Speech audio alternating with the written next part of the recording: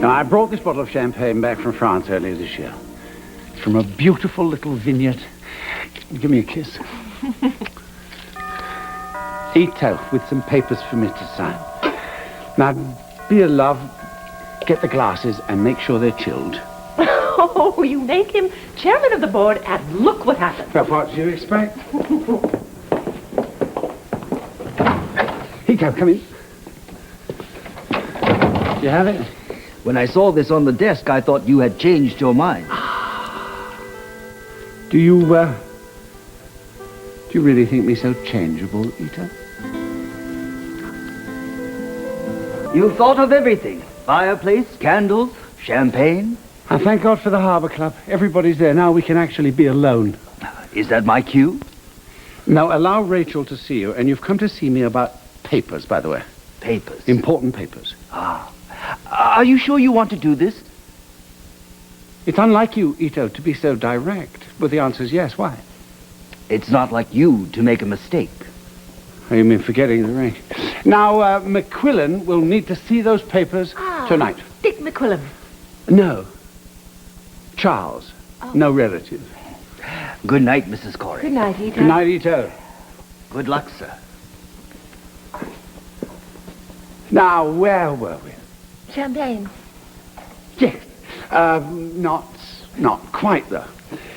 Rachel. What? Do you know what I feel? Oh, yes, but you say it so beautifully. Well, even the poets fail me at this moment. Quite simply, I love you. And I'm astonished to have found you. I'm as astonished as you. Plato knew, didn't he? Ah, we've regressed to the philosophers, have we? It's really all the same, isn't it? Are you familiar with that speech of his on love? Yes, from the symposium. Huh? He had it all worked out, eh? I mean, according to him, in the beginning, we were once all spheres. And then, somehow or another, we got pulled and torn apart, and we became hemispheres. And that it's our lot in this life to float over this earth and search out the other half. Do you think it happens more than once? Why not? And we're here, aren't we? You, Rachel, are my other half. Well, better half, I should say. I mean, it's as if you were a kind of spiritual mate. And somehow I've come home. Yes, but what does all this mean, really? Well, it doesn't mean as much to you, of course, as it does to me. I mean, you've been married happily, you've had children happily, you've had all of this. I've had none of these things. Not in the usual way. I've imagined it. I've longed for it. I shall treasure you, Rachel. It's as if I've tasted bliss. Yes. And I can't imagine living a life without it anymore.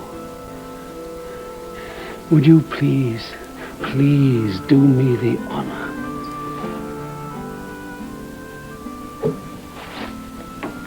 Isn't this sweet?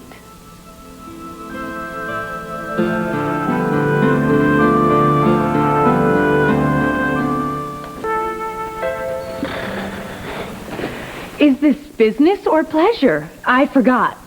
With the chairman of the board, it seems to be one and the same. Well, you have been drinking. Yes, Mother, I have, but you know what they say, liquor tells the truth. Ah. Well, your mother and I, Amanda, have been enjoying the tranquility. Oh, I'm sorry. Don't let me stop you. I mean, but then again, nothing stops you, does it, Carl? I mean, ethics, morality, taste, doesn't really matter as long as Carl gets what Carl wants. Taste? Did she attack my taste? Oh, she goes too far. No, a little humor to deflate the tension. You're so good at this. It's horrifying, but she doesn't really see that, does she? My. What do we have here, kids? All the way from France. But then again, nothing's too good for my mother, is it? Aren't we grateful that Allie doesn't have to see this? See what? Seeing her mother make an absolute fool of herself? Coffee! That's what you need, coffee. Why don't you pull yourself together? Why'd you embarrass your mother like that? She's embarrassing herself. You're just eating it up, Carl. The Fall of Rachel Cory by Carl Hutchins. Your mother hasn't been as happy as this in years. You're just too stubborn to notice. Of course she's happy. She's been seduced by the master. You say the nastiest things in the nicest way. Thank you. Now, let's think about this. You wanted Cory, right? You didn't control enough stock, so you had to control my mother. So how? Bribery, threats, blackmail. No, she's too strong. She's too principled. She does have one weakness, though. It's not really too hard to spot. I mean, she's been alone for a couple of years. She lost her mother. She's fighting with her family. So what do? You kill her with kindness, right? Kill her with kindness. So you follow her to New York. You push all her buttons. She lets her guard down. It's a little too easy, wasn't it? You know, your theory requires a woman with far less intelligence than your mother. Love is blind. So you blinded her. And now you're getting your revenge on my father. Oh, let's go easy on the purple prose, dear. Please remember you're a talented writer. Wait, my favorite bit, Carl, my favorite bit was when you sacrificed your father's reputation to salvage Max. That was brilliant. Who wouldn't trust you with such a show of humility? You made all of our protests seem selfish and stubborn. That was never my intention. No? No. I play chess too, Carl. I know what it's like to sacrifice to win. Well, we'll have to play sometime. Be forewarned. I know how ruthless you can be. I know how patient you can be. You've captured my mother. You've invaded my father's house, and you've taken his company. Whatever your next move is, I'll be waiting.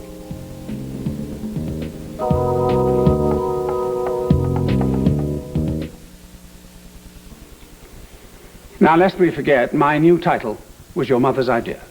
You orchestrated it. Do you have any idea how insulting that is to your mother? Do you think that she would bend to my manipulation or to yours? I mean, that's what this really is all about, isn't it? I mean, this drinking and this carrying on is just a great self-indulgent tantrum.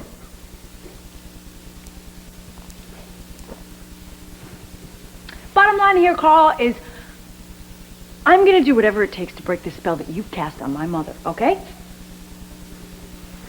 You know, if children would only take the time to really see their parents. Don't you know she's been painting, sculpting, and drawing for these past few months? Yes, of course I know that, Carl. She's made a point of it. I mean, the reason why she's not going to return to Cory is because she has to devote her life to her art. And you can only express your contempt because your mind's made up and your eyes are shut tight. Forgive me if I find this renewed interest in her art somewhat coincidental to your interest in my father's company. Are you implying that that was my suggestion? Again, Amanda, you're wrong, quite wrong. When I followed your mother to New York, when I found her in New York, she was up to her elbows in clay. Why? Because she likes it. She enjoys doing it.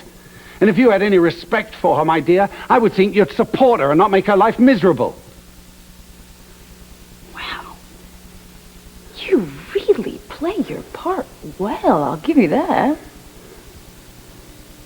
Listen, you. I can understand your anger, but you're old enough to be a little more considerate of your mother's feelings. Feelings? Carl, please, you don't care about her feelings. You're using her.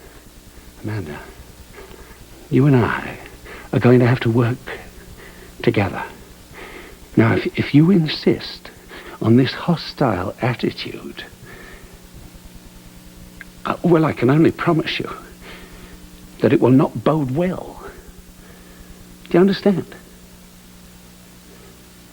I have no desire to fire you, though it is an option.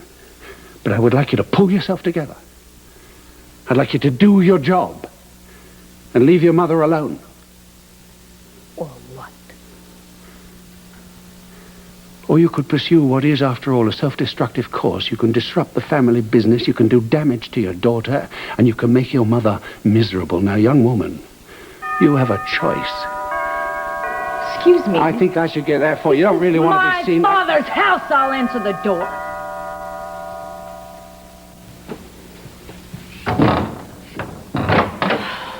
Oh, well, to what do I owe the honor? I need to speak with you. It's important. Hey, excuse me. Come right in, why don't you?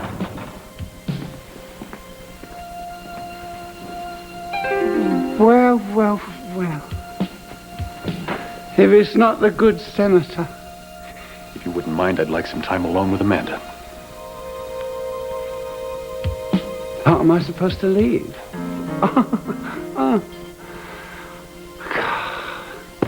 The evening started so well.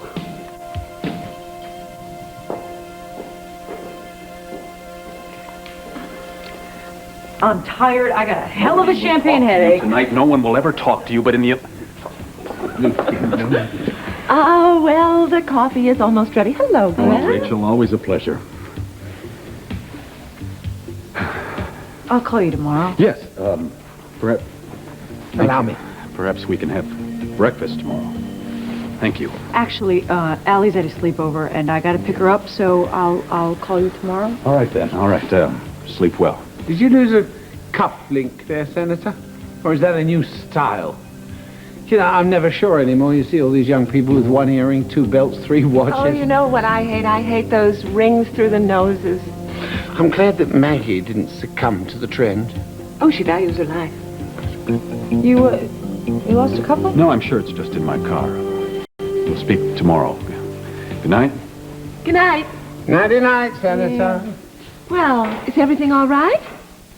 As if you care. Oh, come on, don't be like that. Of course I care. You know, I guess we all have to learn to put up with things we just don't like. Ah, children, they're a joy forever. Yeah. It's just the day-to-day that drives you crazy.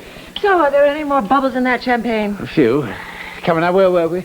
I have absolutely no idea. Something about Plato. Yes, I remember. See. You know how much as I love language, songs, and poems. At a moment like this, anything I could say would be inadequate. So I'm going to stop talking and instead... Did you hear that? I believe that Carl Hutchins said he was going to stop talking. I'll bet that won't last 10 seconds. Let's count down for him. 5, 4... Carl, what's up? You have us right where you want us. We're holding our breath. What are you going to do next?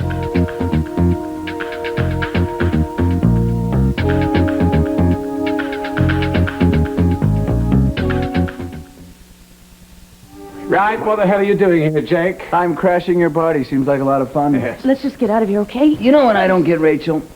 All these months you've been nagging Paulina about what a rotten, low-life, no-good person I am, and here you are sleeping with Carl. Now, is that hypocrisy, or have you just lost your mind? Jake, don't do this. She's not going to tell you what you want to hear. No, she hates me so much it's made her stupid. Instead of admitting that the company's made money under me, she's turned it over to a man that despises her and hates her family. He's going to destroy you, don't you see that? It's over, Jake. Postmortems are boring. I feel for you, Jake. Not much fun losing. This family is the loser. Oh, no, what's going on? Nothing's going on. Everyone's going home. Jake, you know where the front door is? My darling, you're going to bed. Paulina, would you take her to bed, please? I don't want to go to bed. Too bad. Are you all right? She's had too much to drink. Well, Mommy, you drove her to do that. She was fine until you came home. Shut up. Okay. Jake, please, just go home, all right? I'll call you tomorrow, and thank you for driving me home. Yes, a gentleman to the bitter end. Oh, it will be bitter. I promise you. Good night, Jake, please. Call you later. Come on, it's late. Let's get you upstairs. And leave them alone. She's probably going to give them the furniture. Just come on. Don't forget to set the alarm. There's a thief in the house. Is it always this much fun at your house? Sorry. It's not your fault. Well, let's have a drink. No, it's flat. Ah, you are angry. Not with you. Well, let's take a walk. It's a moonlit night. We can go all the way down to the lake. No, not tonight. You want to go to bed and watch TV? I've got some reading to do before the board meeting tomorrow. Ah, my fault again. I gave you the job, didn't I? There'll be other nights. Don't you sometimes wish we could just run off to New York? I thought you wanted to live in the real world.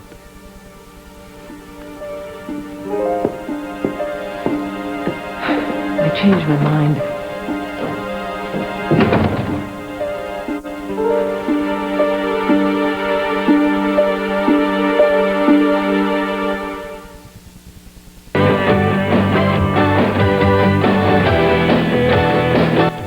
Tomorrow, on Another World, Ed's and Bonnie's plot to set Grant up is in full swing. But will all parties cooperate? The plot thickens tomorrow on Another World, only on NBC Daytime.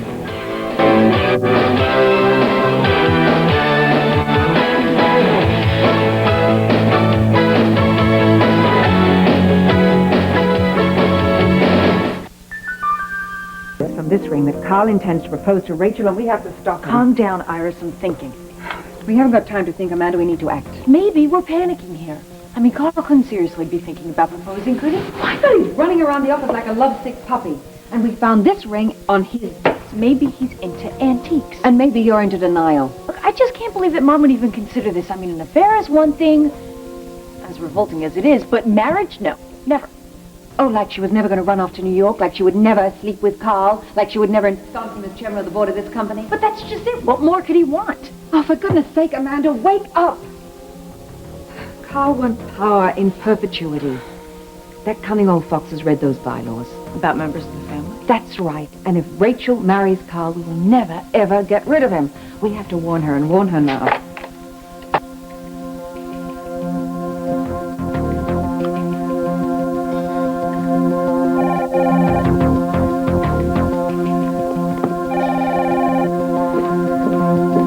It's all right, Maggie. I'll get it.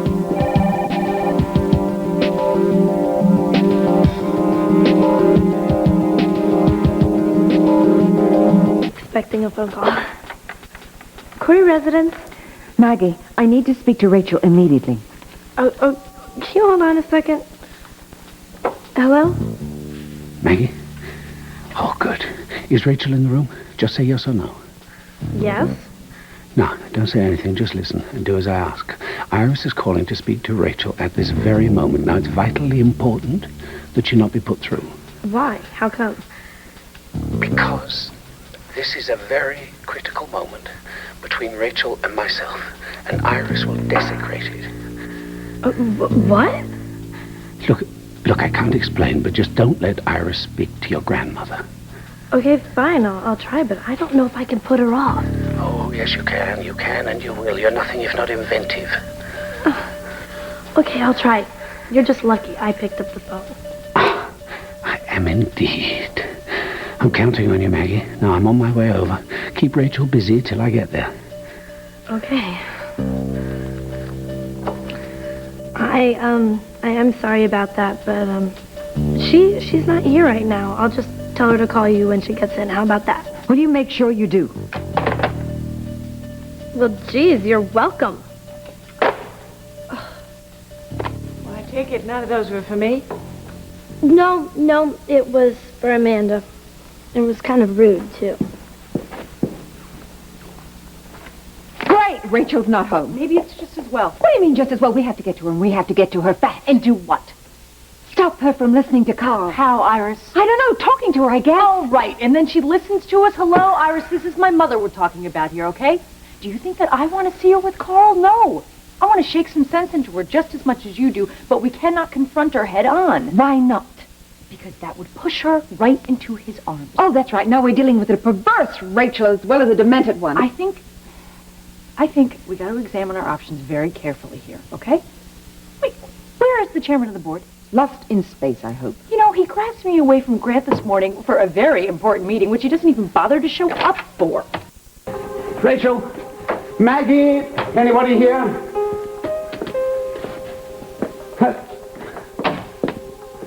Amanda. Carl, Well, home in the afternoon. Must be nice. I'm picking up the Wakefield report because I'm working, Carl. Work, how refreshing. Yes, after your morning of dalliance with the senator. How dare you drag me away from Grant for a meeting that you don't even bother to show up for? You know, I think it exquisitely foolhardy of you to use the word dare to your boss. You don't scare me. You can't fire me, so stop treating me like Mommy's little girl. You know, if you and your paramour had not raised this issue... Look, I wanted to talk to you and Iris about Rachel. My mother is a topic that's off limits. So, if you'll excuse me, I have to go meet with Grant at KBA. Please, Amanda. Amanda, look. I would like things to be better between the two of us and between your family and myself for the sake of Rachel. Now, you love Rachel and I love her. Why can't this be a starting place? Afraid not, Carl. Why not? Because I don't believe you. Then you are refusing to see what is real. No, I refuse to be taken in. Look, I'm not going to allow you to hurt your mother or to ruin the love that I feel for her. Don't worry, Carl. I can't ruin what isn't there. But I can ruin you, and don't think I won't try. Well, you know, it's a great shame. Because I am here to stay. That's a shame. So be it. And if you and Iris want war, then war it shall be. I am now a part of Rachel's life. And there's nothing either of you can do to change that.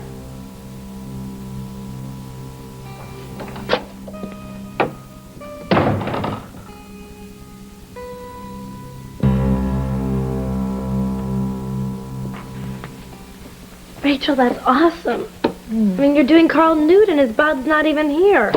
You're definitely unlike any other grandmother. You're artistic. Right. Well, I gotta get cleaned up. I have to get over to Brava. I mean, there are people in the world who are male, female, tall, short, fat, thin. And you make the body look so full of life and special. It's really something, I mean, to be good at creating. Oh, everybody creates, sweetie. Yeah, but will people pay to see what we create? I mean, there's talent and there's talent. I'd pay to hear you sing. Thanks. Well, why are you so surprised? You're full of talent. Yeah, like what? Irritating people? No, the trig. You aced that trig test, didn't you? Yeah, but that's Tomas's talent. I mean, he explains it so I understand it. Mm-hmm. He sounds like a really nice guy. Oh, he is. His looks and his brains and... He just really loves his little sister a lot. You know, I gotta meet this guy sometime. Yeah. You expecting somebody? No. You know, Carl's a really neat guy, huh? Yeah, he's a really neat guy. Why do you like him so much? Well, probably because he's cool beyond belief.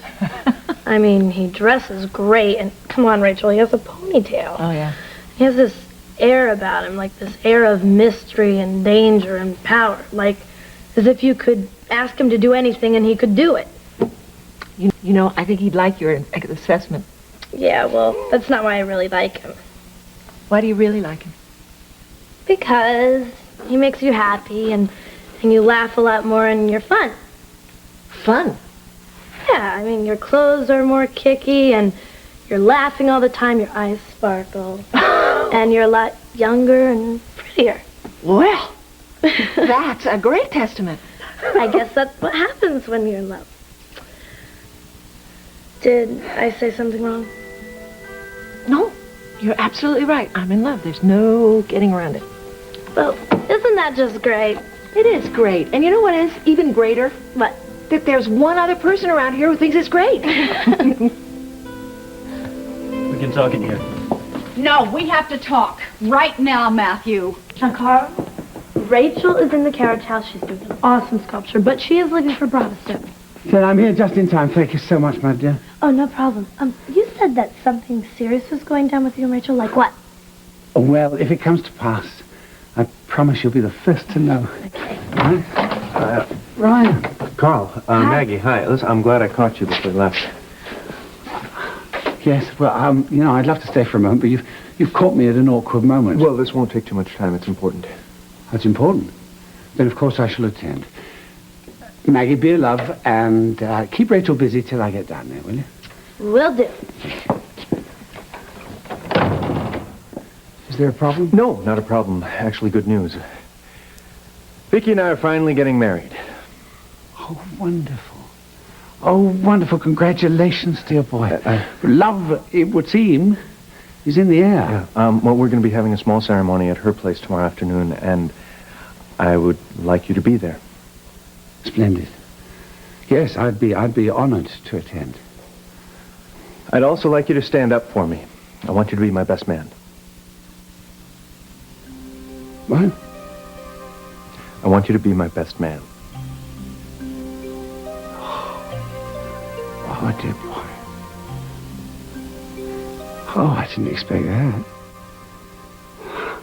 You know, I never dreamed. And I didn't either. Actually, I'm surprising myself right now, but you were the one who said that Vicky and I belong together. Yes. Oh, dear boy. Wild horses couldn't keep me away. I wish you a long and a happy, happy life with your loved one. Yes, I wish you all good fortune. Carl, Iris just pulled in the driveway. You gotta hurry up, okay? Follow me. Well, I shall see you tomorrow.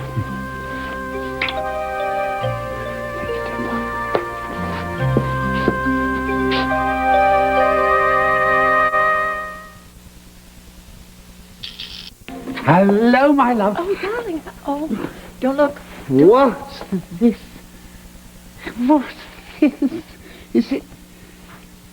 Good heavens. Why didn't you tell me? Well, because I haven't been working on it very long. I just practically started it. Well, you know, darling, I'd have been delighted to pose for you. Oh, you just might have to, Stu. When did you start this? When I was in New York. In New York? Well, now, in New York, isn't that interesting? Would you fancy a whirlwind trip to New York? Now, I'm told that there's a gallery in Soho showing the works of rediscovered artists. Oh, yes? Including you. Me? Yes. Really? Yes. I've made reservations at the bistro, and we can stop in and see Loretta. Oh, I'd love to do that. When? Now. Right now. We'll just go overnight, so pack a bag and let's be off. Well, wait a minute, just like that? The jet is on the tarmac and waiting. Oh, that sounds wonderful. Why the rush? Oh, I'll tell you why. And maybe then you can wake up and say no. Say no to what? Carl, he's about to propose matrimony.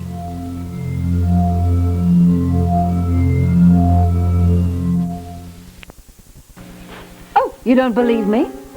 Well then, here is the proof. I found it on Carl's desk. Iris, how could you? You were rifling his desk? Well, why wouldn't I? I should have seen it coming. We all should have seen it coming, especially since he's come this far. Excuse me? Of course, I thought to myself, well, the poor dear, she's been lonely. She slept with him. The thought was abominable, but I tried to understand it. But Rachel, marriage. This is none of your business. Of course it's my business. It is my business. Yes, that is business. Yes, Daddy's business. Daddy's widow, too. Rachel, you probably don't believe me, and I don't blame you after our past history, but really, I cannot stand by and let this man cast a spell over you. He doesn't have to cast any spells, Iris. Can't you see that? What I see is a vulnerable woman being led to destruction. I can't be led, Iris. Oh, really? Then why isn't he proposing here in Bay City In your home? Why is he whisking you away somewhere? Why isn't it here with your family? Because here is the voice of reason. I think it's time for you to leave.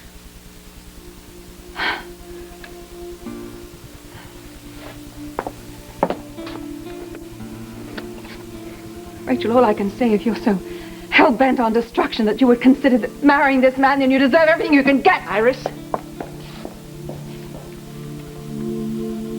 I'm sorry. You know, I've imagined this moment often. And I wanted the moment to be ours.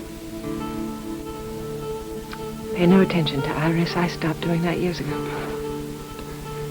Yes, but can you pretend that Iris wasn't here? No, I can't do that.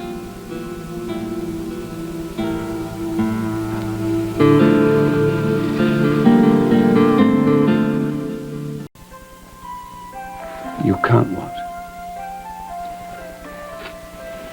I can't cancel out Iris's ratings. But did you not say... She can't sway me, but I can't pretend that I didn't hear everything she said, any more than I can pretend that I didn't know you've been about to propose to me for weeks. I wanted it to be so romantic. Darling, every moment we've had together has been romantic. Every time you've recited the poetry to me. The rooftop in New York. When you were down on bended knee before you gave me Mac's letter. All of it has been so romantic. And every time it's been romantic, I've thought, okay, he's going to propose to me now. You have? Mm-hmm. I saw the ring at your place when I was looking for you before I went back to New York. So you never had any doubt as to my intentions? Oh, yes. I thought you had given up altogether. Why would you suppose such a thing? Well, because you were taking so long to get around to it, and then the other night there were all those interruptions. Oh, yes, Amanda, Paulina, and Jake. Thank you very much. Well, you were down on bended knee.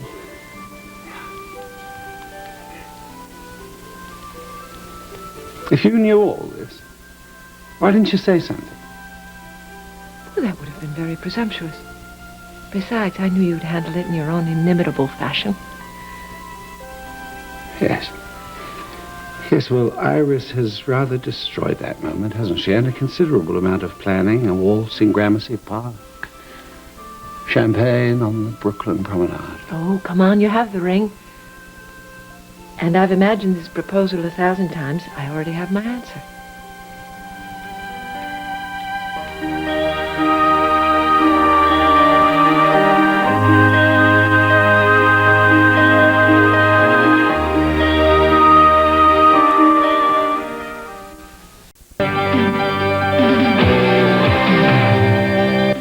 Tomorrow on Another World. Well, Carl's proposal didn't exactly go the way he had planned, but he's still waiting for an answer. Will Rachel say yes? Find out tomorrow on Another World, only on NBC Daytime.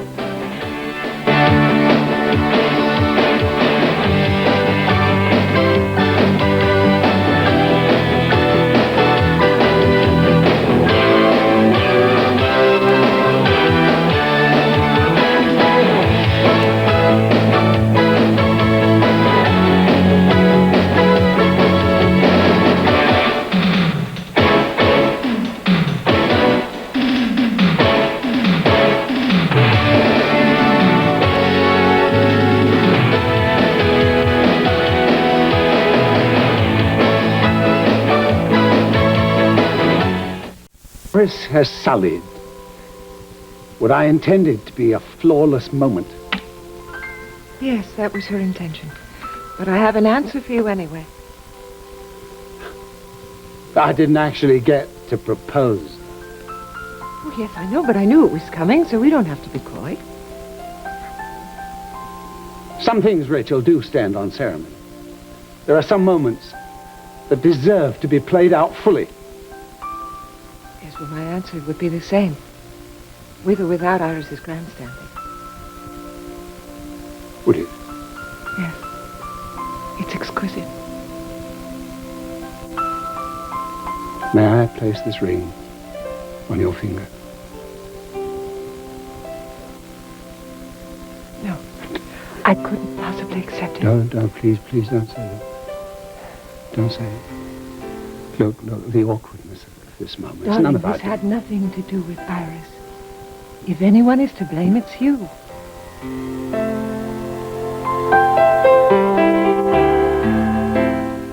Me? What have I done but love you? You've helped me to see myself very clearly. And I don't see myself as a blushing bride. Oh, is that what you think I'm asking you to become? Oh, heavens. I'm not so young or so callow. I don't really know how you see marriage. I see it as a tradition.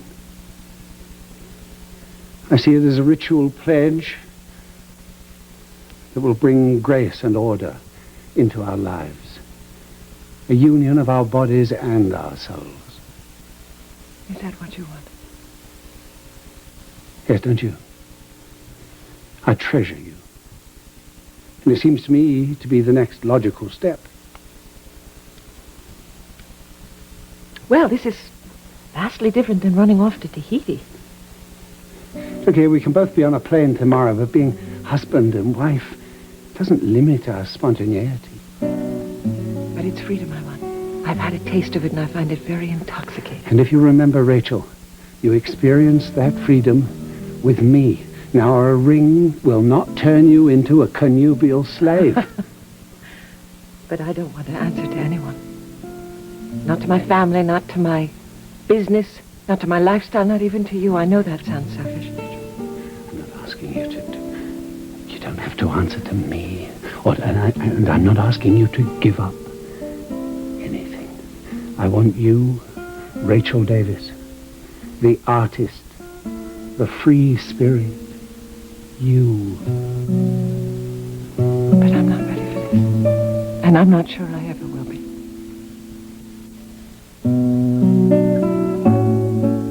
If nothing's going to be different, then why get married? I thought we weren't going to be coy. Look, you know very well that the world will see us quite differently. And that concerns you? All that matters is that I share my life and my love for you, ideally, in the eyes of God. You really mean that? Yes, well, maybe you don't long for that kind of commitment. I mean, you already experienced it with Mac. You loved him without reservation. And now I love you. Then protect that love. Nurture it. I've only ever felt this way once before in my life. I mean, you can't expect me to be casual. Yes, but darling, marriage is no guarantee that love will last. You know that. You've been married before. Yeah? Yes, Donna and I had what the romance novels describe as a torrid adventure. Short and not specially sweet. No, I've only ever experienced this kind of passion once before in my life. Yes. Ryan's mother. Yes, Justine. And I lost her. She wouldn't have me as a husband either. Oh, darling, she couldn't. She was already married to Spencer. She didn't give a damn about Spencer. He was never mentioned. She was frightened of getting lost. She was terrified of losing herself in somebody else's life. Yes, I can understand that. Of course you can. You're somewhat like her in that regard. The more I loved Justine, the more it seemed I drove her away. And Rachel, I'm frightened that I could lose you that way, too.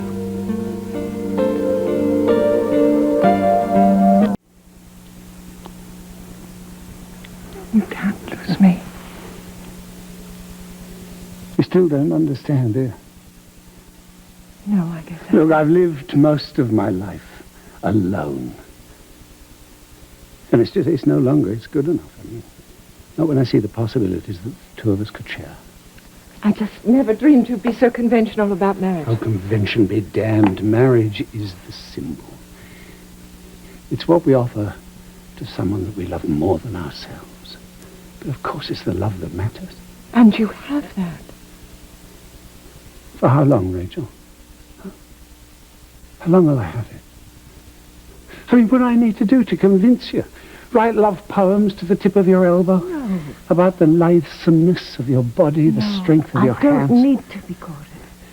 Then what do you need? And please, please, you mustn't tell me you need your freedom. I don't need anything. You've already given me everything I need. This life doesn't stand still, Rachel. It's an adventure that carries us along. You are now part of my journey, and I'm a part of yours. That's what I mean by marriage. Then you'll have to be patient. I came to you once before on my own.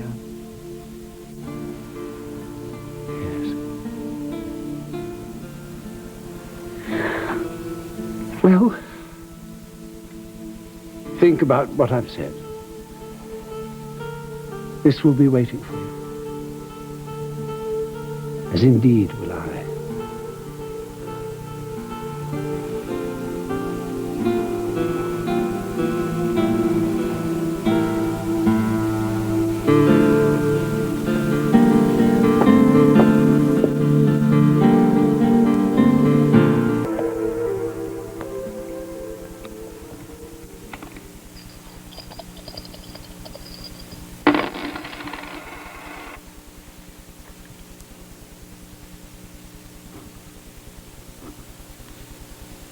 Jane.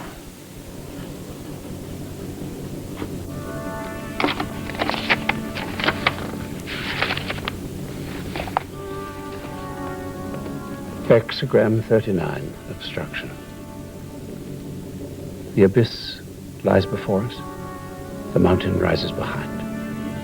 Mr. Hutchins, I see you have consulted the Oracle. Yes, Ethan. Jane. We are surrounded by obstacles, but I shall not abandon the field to my adversary.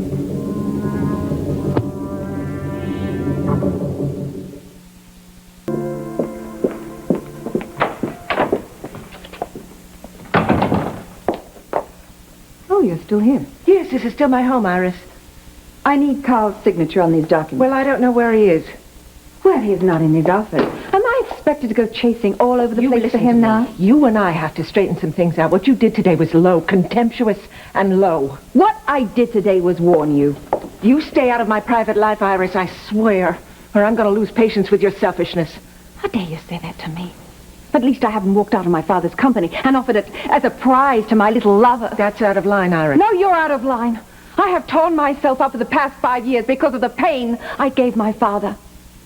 But at least I didn't give the company to some man who he hated with every breath he took. No, you just tried to take the company away from your own father, and he forgave you, and I am forgiving Carl. He's trying to make amends, Iris. How? By taking you to bed? By taking you and everything that's yours? Out of here. You get out of here. Oh, don't worry, I'm going. But you just tell Carl something for me. He might have snowed you, but he doesn't fool me. Cory might be dead, but his daughter isn't. And I am one person who will never roll over for Carl Hutchins. Get out. While he destroys everything that this family has built. And you tell him something else. You tell him that if he wants to stop me, he's going to have to kill me first.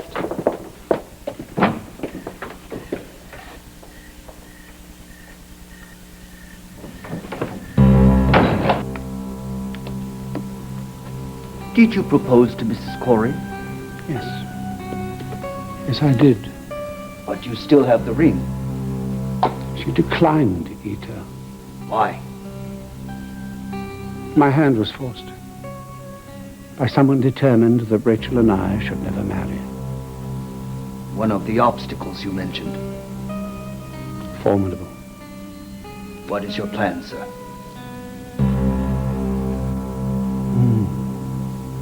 Eliminate the obstacle.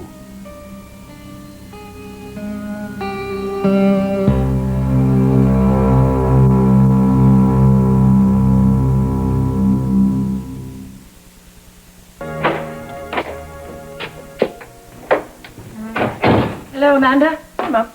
Is Allie asleep? Yes, just tucked her in. Yeah, she seems to be into that lately. Well, thanks for your help. That's what families are for. Right. Now we have you and Carl. There's one heck of a family, huh? Yes, well, you've had a long day at work, I'm sure. So why don't we not talk about this tonight? We'll talk tomorrow. Look, we all know about the engagement ring, okay? So why don't you just tell me and get it over with? Are you going to marry Carl Hutchins or not? Wonderful. And while you're thinking about it, he's got time to line up his sitting ducks. This isn't a game to him or to me, Amanda. He's playing for Cory Enterprises, and he's playing for Mac's widow. You don't know him. He's changed. He's changed. Yes, I know. Forget it, Mother. Nobody believes that but you. Sort of the way I believed in your father when all of you turned against him.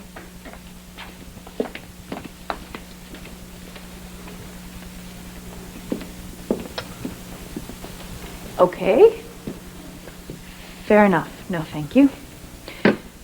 You produced evidence that restored Daddy's reputation, but can you do the same for Carl? I shouldn't have to. I don't have to prove myself to anyone, and I shouldn't even be asked to.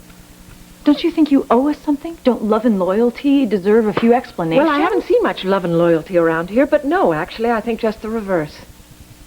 Okay, suppose the tables were turned, and I waltzed in here with Carl. What would your reaction I have wouldn't been? like it one bit. But I'd like to think I would work very hard to trust your judgment, something you seem unwilling to do. Yeah, you're right. Not when your judgment is so impaired that you can't even see what he's after. I'm not doddering, Amanda. I'm not feeling old and desperate. I'm not saying that. Yeah, I well, didn't that's say what that. you implied, and it's pretty tough coming from your own daughter. Mom, you're not the problem. You're not. Carl is the problem. You're a beautiful, intelligent businesswoman who also happens to own a very large share of an extremely wealthy company. And why do you suppose I've stayed to myself all these years? Has it ever occurred to you that I might doubt other men's intentions toward me? Well, if you were savvy enough to keep them at arm's length, what the heck happened with Carl? How could the man who has done so much harm to this family get by you? I don't know.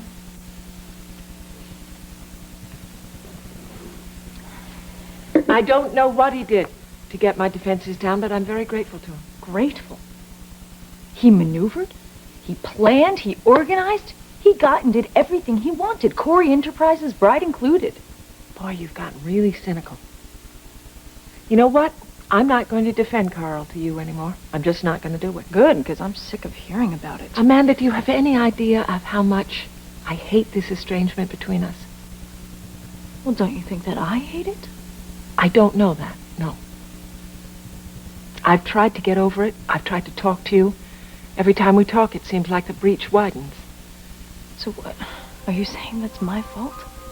I'd love it to be my fault. I wish I could take all the responsibility, honey. But I can't. We all make choices and we live by them. Yes, we do. And if you wanted to put this family back together, you could do it in a heartbeat. How? I'm not the one who rejected the family. You all have rejected me because of Carl. You could leave him. You could show us who is more important to you, us or Carl.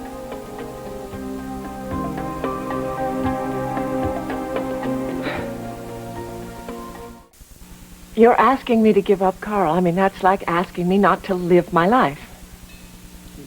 Life? Come on, Mom. Is he that important to you? I didn't say he was my life. Well, what do you mean? Amanda, I've given my life to you and the family and the company for years. Now it's time for me to live my life my way. This is an important relationship. I'm not going to give it up. I knew it. I knew it. I knew you would pick him over us. When did everything get so black and white to you? It's not black and white to me. No? Okay, what about these judgments that you're making about me? Okay, I'm cynical, I'm bitter, I'm black and white. If you're so understanding, Mother, if you're so empathetic, why can't you see things my way for a change? Look, Carl is pulling the wool over your eyes just like he's done to everybody else in his life that he's conned. If you don't believe me, ask Donna Hudson. Even better yet, ask Felicia. Yes, I know how they feel about him, but they don't know the man I know. No, sorry, Mom, it's not going to wash. I mean, if you're so sure of him, why didn't you accept his proposal? I have my reasons. Right. What I think What I think is that you are every bit as suspicious of Carl as we all are, and that's why you didn't jump at the chance to marry him. I mean, deep down inside, you know that he's every bit as evil as we always thought he was. You know, I can remember when you were little, how angry you used to get when you thought Mac and I were trying to read your mind. Well, the tables have turned, haven't they? We've really reversed roles. I'm sorry. I'm sorry. I didn't mean to be insulting. Listen, how about doing me a favor? Okay, I would try. Depends what it is. Oh, no, come on, now hear me out. Okay. I'd like you to get to know the man that I fell in love with. Oh, that would be some trick, No, Mom. come on. It means spending a little time together, I know that. But we could start with dinner, just the three of us. Oh. Please, Amanda. I'm not asking all that much, am I? Look, Mom, Honey, you're my daughter. Can't you do this one thing for me?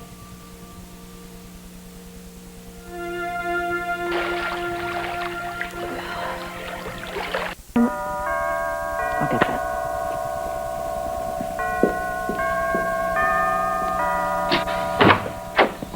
Hey! You're looking at a father. I have a son. I have a son. Oh, Grant, that's wonderful. Congratulations. Thank you. This is the most momentous night of my life. This is better than any election, better than any legislation. Allie just went to sleep. I'm sorry. I'm just so happy. I'm the happiest man in the world. Ah, you're also the loudest. Oh, Sam wasn't this excited when Allie was born. You know what would make this the most perfect evening would be you. What do you say to a small celebration, just the two of us? Come on. There's no one on earth I'd rather share my joy with than you. Please say yes. Hello, Grant. Hello, Rachel. Well, listen, I haven't seen Allie all day. I would love to go with you, Well, but you're not going to see her now. She's been in bed for an hour. Did I hear something about a baby? Yes, Victoria just gave birth to our son not 2 hours ago. Congratulations. Thank That's you, Rachel. great. How's Vicky? Thank you. Vicky's doing fine, just good. fine, thanks. But your daughter is who I'd like to spend the evening with, and it's not too late, is it? Please, come on. Oh, go on. You deserve a night out. You've been working very hard. Yeah. Okay, how can I refuse? All right. This is an important occasion. If Allie wakes up, She won't. If she does, will you tell her that I'll see her at breakfast? I promise I will tell her. Now you go and have a fun time. Thank you. Okay, thanks. Congratulations again. Thank you, Rachel.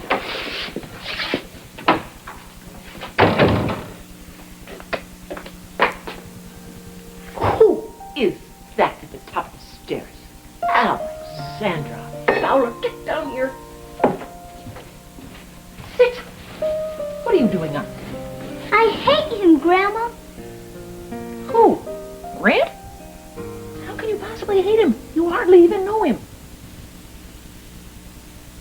This is serious, isn't it? Well, suppose we talk about it. Why do you hate him? Has he not been nice to you? Well, then why do you think you don't like him? He's not my daddy. Well, this is true, he isn't. But he's a very nice man, and if you got to know him, I'm sure... No. Okay. All right. Well, I guess this is pretty darn serious, so why don't we talk about it? You know what? Grown-ups need friends just as much as little girls and little boys need friends. How would you feel if we said that you couldn't ever see any of your friends anymore? Would you like that? I don't think so. Grown-ups are just the same, you know. They have to see other people besides their children. Now, Amanda has a friend in Grant. Just because she has a friend doesn't mean she doesn't love you very much.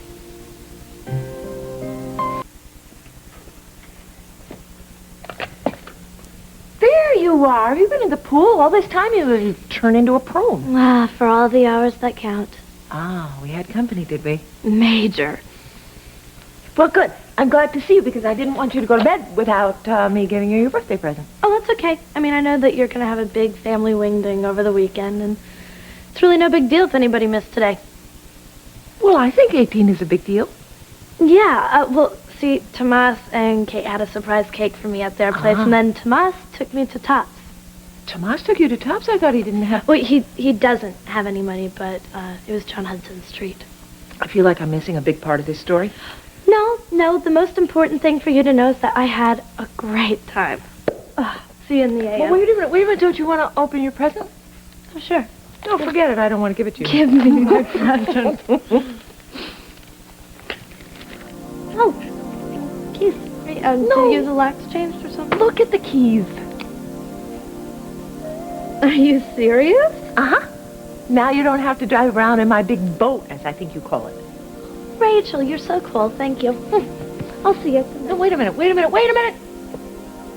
If you're not freaking out about this car, you must have it really bad. Really bad for what? You know perfectly well what. Is this about Tomas? I don't want to sound conceited or anything, Rachel, but I think Tomas really likes me. We had a great time tonight. Good. All I can think about is Tomas. Like, what time does he get to school? When's his lunch period? You understand this. I mean, you're in the same deal with Carl, right? Yeah, sort of. Only lunch periods aren't our problem. Right. You're into much heavier stuff, right? Right. Yeah. Well, I know I'm low on the family totem pole here, but, well, in case you were wondering, Carl and I click. Yes, you do. Yeah, and people say that you can't trust him, but don't believe them. I think he is completely on the level. Well, I'm glad you feel you can trust your instincts, but nobody's infallible. Not even my beautiful in love Maggie. You think so, huh? Mm-hmm. Well, then maybe you should do what Mr. Millett did to me when he thought I cheated on my math exam. He didn't. Yes, he did. But I didn't. I really didn't. But, Tomas made the jerk give me another test, and guess what? I aced it even better than before. Good for you. Yes. So, I mean, it's a way to show the world, huh? Yeah. Show the world. Thanks for that. That's very interesting. A test. Yes.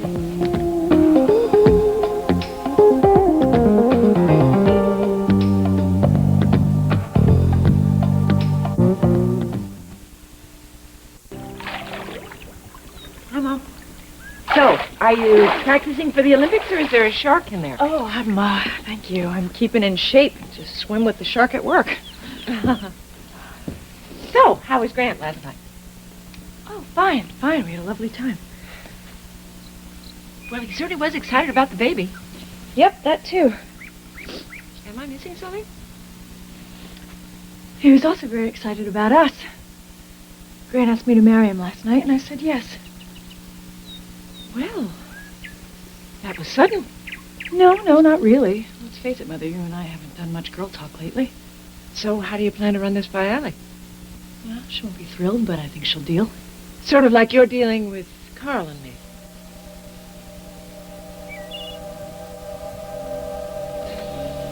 It's your movie, too. But you've exposed your queen, sir. A risk is required in any winning strategy.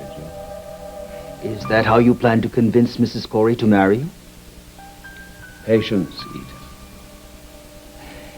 According to the I Ching, Iris Wheeler may be your main obstacle. One of many. If Mrs. Wheeler gets in your way, why not remove her, like an opposing rook? Yes, indeed. Indeed, it may come to that. But first, I must play a final gambit. Check. You have a surprise move. Mustn't keep our guests waiting.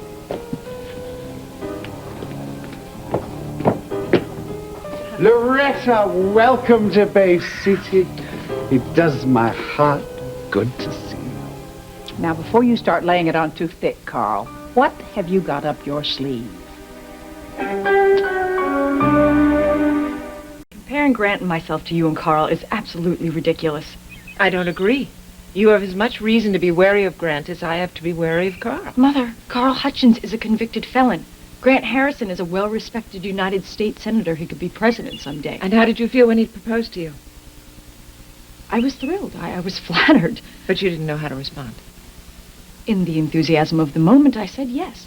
And now you're having second thoughts about it, aren't you? We are going to talk about it in the cold, clear light of day. It's a big step, and I have to talk to Allie about a few things first. So you're hesitating. I mean, you like Grant very much, but your daughter doesn't like him. Allie will come around. Yeah, that's what I keep hoping. You think you're going to be able to change your mind? Allie is a child. The situation is completely different. I disagree. It's exactly the same. We're both dealing with the same exact question. Do you say no to the man because your family doesn't like him? You are really getting a kick out of this, aren't you? I'm not getting a kick out of anything. I understand what you're going through, and I wish there was something I could do to help. It's too too bad the days where Mom could kiss it and make it all better are over.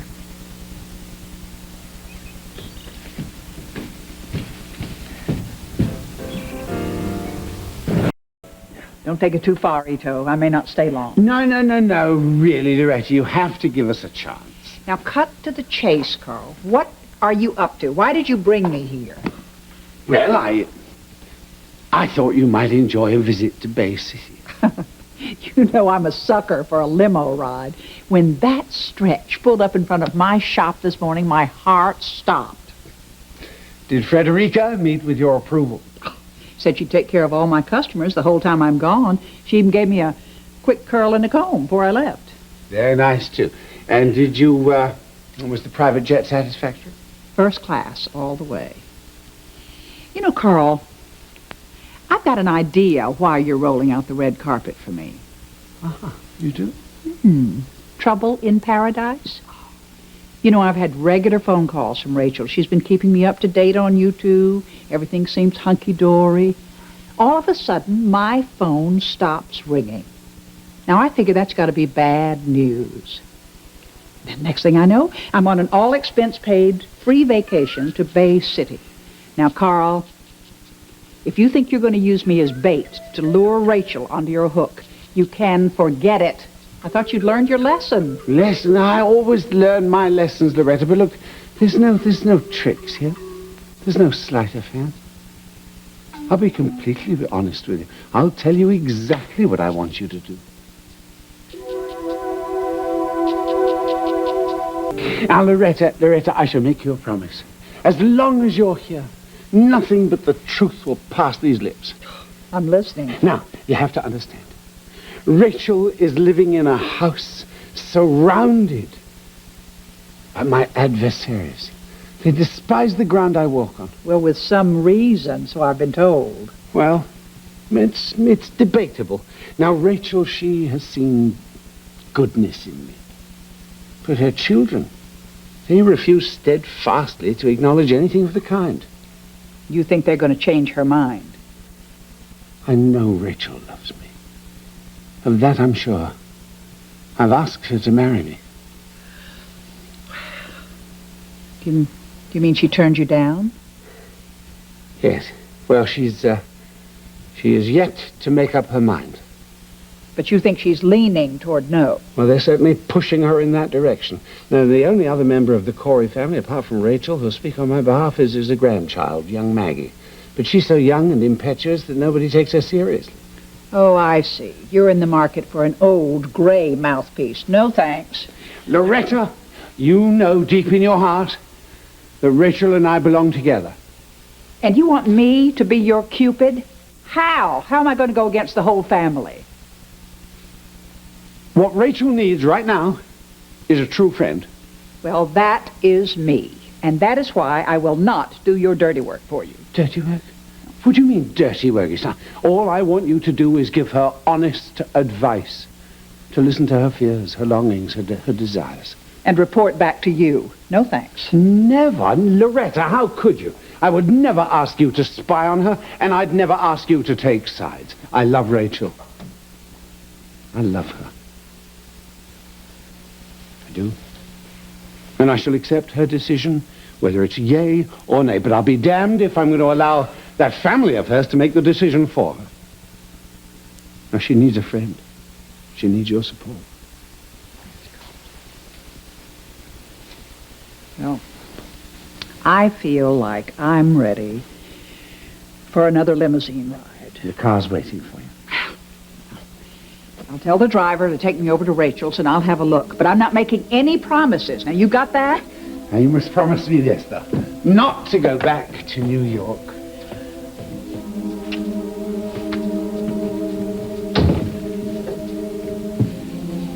How did it go, sir? What do you think, Ita? Not bad. Not bad.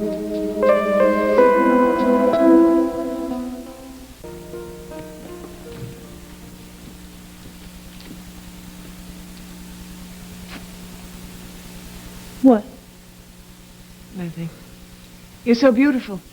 And this should be the happiest day in your life. Yes, it should. Marrying Grant could be a joyous thing for you. Or it could be an absolute disaster. I know what you're feeling.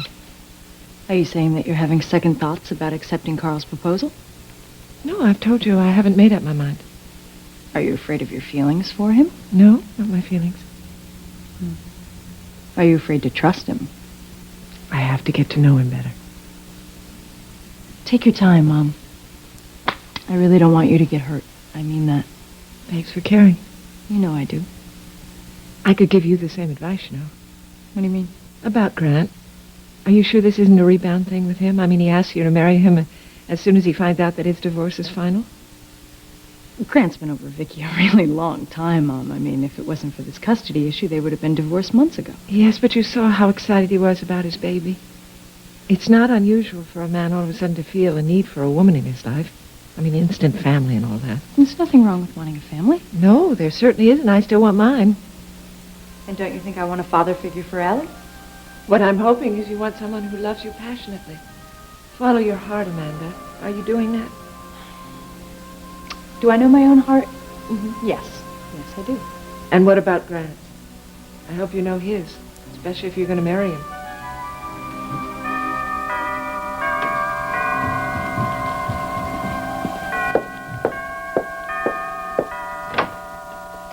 Hi, may I help you? Loretta! Oh, my goodness! Rachel, oh, you're a thrill. sight for sore eyes. Well, you are heaven sent. No, actually, Carl sent me. He thought you could use a friend. Oh, that was nice of him. Well, wait a minute. He didn't send you here to plead his... No. I told him point blank, I'm not taking sides. Oh, good.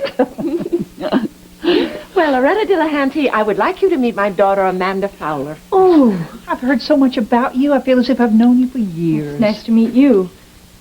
Well, I suppose you two have a lot of catching up to do, huh? No, don't run off. I promised my daughter I would take her shopping. Oh, please, can't you wait just a bit? I'm afraid not. I have to go to Grant's press conference this afternoon. So it was nice meeting you. Thank you. Well, come on in.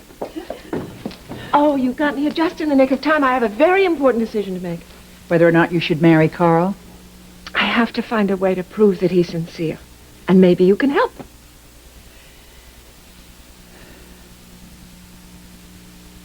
Gorgeous hunk comes up out of the water at you.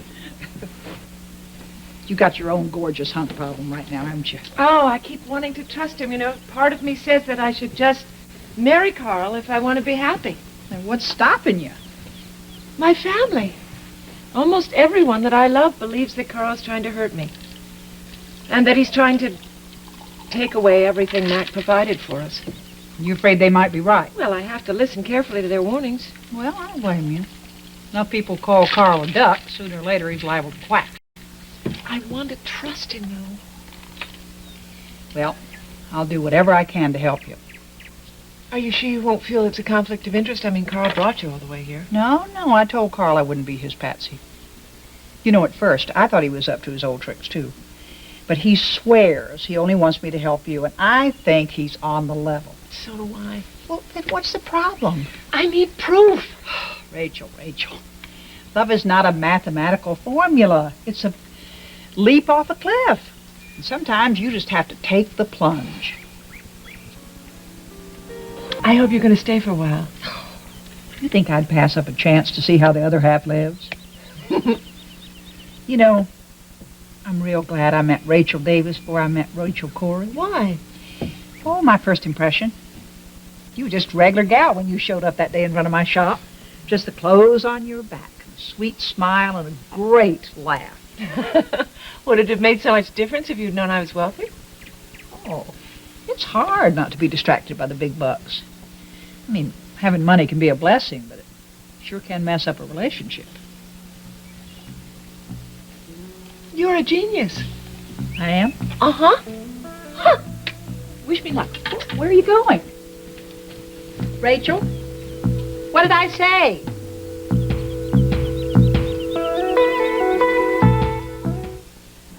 Sir, you do trust Miss Loretta. Yes, indeed, with my life. Then you must believe she will have the desired effect on Mrs. Cory. Now, predicting what Loretta will do is much simpler than being able to predict Rachel. Mr. Hutchins, it's your move.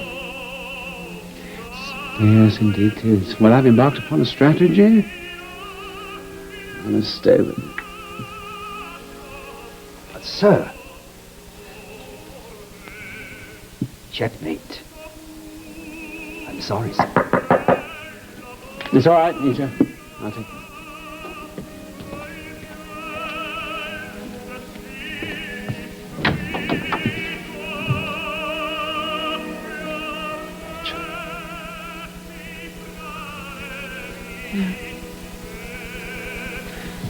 Have you come to give me your answer? Well, we need to talk first before I can do that. Our future rides on this moment. Come here.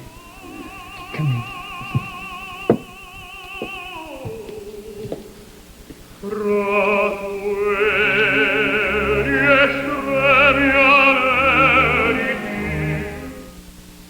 Spence, what is it? Well, we have some things to talk about before I can decide about marrying you. Anything. I'm trying so hard to work out some way that we can share a future without alienating my family. But I think that will simply take time. No, I think there's a way to do it in one bold stroke. I don't understand. Well, if we decide to go ahead with this marriage, I'm going to divest myself of everything I own. And this. You want to give away everything that you have? I think it's the best solution. No. No, you're not serious. Yes, I am. Look, if Amanda is concerned about my possible influence, take all of your holdings, put them in a blind trust, and then you can draw on it as you will. You're not worried about the money. Now, of course not. I've got money enough for both of us, but what concerns me is your independence, and that concerned you too once. Not as much as peace in the family. Without funds. Well, do you realize what you're proposing? You do mean without the house, goodbye to the art collection, no more stables? Yes, everything. It would all go to the children once I'm dead anyway. Oh, thank you. You didn't expect there to be another arrangement, did you? Rachel, you have just likened marriage to me with death. Oh. Now, that's not exactly complimentary. No, I didn't mean that. It's just stuff. I give it away and then we have no more baggage. You're the one that's always concerned that I have ties with the past with Mac.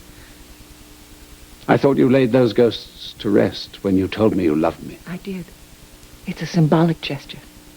For whom? Amanda, primarily. You think that by making yourself a martyr, she'll forgive you?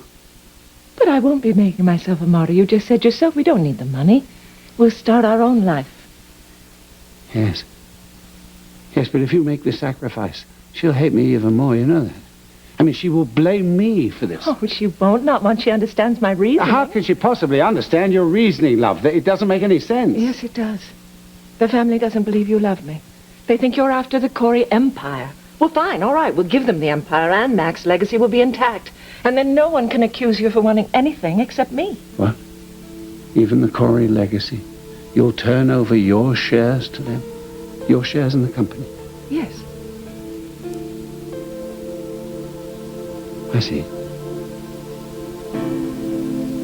Forgive me, but if Amanda and Iris control your shares, I don't imagine they'll want me as chairman of the board. Yes, I'm quite sure they'll want to replace me. Is that what you want? Would that bother you?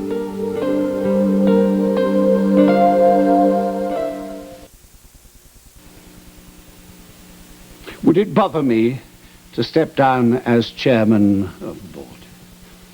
Well, aside from feeling like a perfect fool, which I'd gladly endure if I knew what the hell you were up to. I just told you I'm trying to reassure my family. Well, by creating havoc? Cory stock will plummet, Rachel. You know that. I mean, these investors, they do not take kindly to this musical chairs You want business. to keep this position. I never wanted the position in the first place. That was your idea. I just want to know what is really going on. I just told you I'm trying to find a way to work this out. Then why are you making it so complicated? It is complicated. We're not simple people. We have responsibilities. And where's your responsibility to me, then? And to our feelings? I am trying to find a way that we can share a future together. Well, by catering to their paranoia? By questioning my motives? By implying that I've been courting you for your money? I never said anything. No, I've never asked anything from you, ever. The chairmanship? You forced that on me. The idea about going public? Your idea? And now you're worried that I'll abscond with an armful of second-rate paintings and a few bottles from your mediocre wine cellar. I think we better calm down. Well, how on earth can you expect me to calm down? I've asked you to marry me. I pledged my love to you. Well, then the money shouldn't matter. Or the company. Or the chairmanship. None of that should matter. Not if this is really about love. Rachel, come on, what's this all about? I mean, all this nonsense about giving everything away is a test, isn't it? Is that what it is? It's a test of my feelings. A test. Well, how did I do? You overreacted. Oh, is that what I did? Concern for your security, for your independence. It was too much, was it? I tipped my hand a bit, did I? And of course, concern about the stock market. I mean, that is a dead giveaway. And anyone, clearly, who would carry on about Alexander's future, well, that man must be the devil incarnate. Well, that's a bit much. Do you have any idea how humiliating this feels? That was not my intention. You don't trust me, Rachel. How else am I to feel? I mean, you come here and you bait me with this nonsensical story of wanting to strip away all your assets. I don't want your money. I've never wanted your money. This isn't about money. No. Do you realize what you've done? You're becoming the very thing you feared. Look, I never hid from you the fact that I have doubts about this relationship. I never hid that. No, indeed you didn't. You've nurtured them till now. Yes. You've done to me what you feared all along that I would do to you. I've never actually done anything. Oh, no. Never once. Not since we first joined forces to save your company. Never since I followed you off to New York. I courted you. I pledged my love to you. I even gave up my father for the sake of your beloved Mag. Never once did I betray you. And that, dear Rachel, is what you've just done to me. Yes, you've betrayed me. You've betrayed our love. But if that's how you feel, if you can't trust me, and you can't trust yourself, well, I no longer wish to marry you.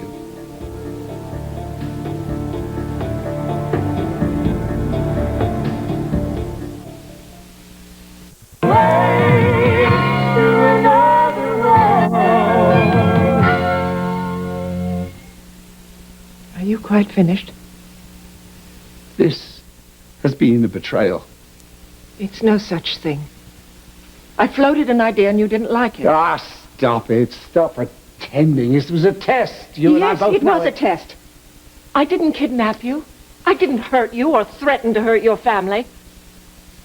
What are you going to do? You're going to drag my past out of the closet every single time it suits you? I'm not that man, and you know it. You are exactly the same man. Exactly. But you say you want to change. All I'm doing is trying to assess how deeply that change goes. Oh, you just simply want to assess it, do you? Well, please, come on, enlighten me. Are we going to discuss this, or are we going to just trade insults? What do you expect? I'm angry. So am I. We're not talking about a love affair here. That comes with a lot less responsibility. We're talking about marriage, a totally different animal. Well, you're going to give me a lecture now on the legalities Carl, and... listen to me. We're trying to put together two families. That's not a very easy thing to do. Stop making excuses, Rachel. If it wasn't Amanda, it would be something else. The fact of the matter is you don't trust me. That's very black and white. We've gone way beyond It that. is black and white. Either you trust me or you don't. You love me or you don't. I'm to be a part of your life. Or I'm not. I just don't see things that way. I am not a two-dimensional creature. And by definition I am. Thank All you right. again very much. I have had doubts about us. In the last 6 months, fewer doubts. Because we've worked through this. We've made mistakes, but we've gone on. We've worked through it. I think we have a rather positive track record now. We've made an emotional commitment. Listen, I don't want to listen to this. We've made a positive track record, haven't we? Well, you sound like a stock analyst. Well, thank you very much. I do not wish to hear you dissecting our feelings. I don't want to hear your analysis of our potential. It's too ruthless, isn't it? It's too painful. You've hurt me. Don't you understand that, Rachel? You've hurt me. And it can never be safe, Rachel. You either allow yourself to trust or you don't. That's one way of looking at it. But it's also about willingness. Willingness to work through things. Either you're willing or you're not. I've done everything I can to earn your trust. I've done everything to make up for my past life. But this has nothing to do with willingness. Rachel, you've made up your mind. I am not to be trusted, and therefore marriage is out of the question. Well, I'll make it easier for us. Quite simply, I retract my proposal.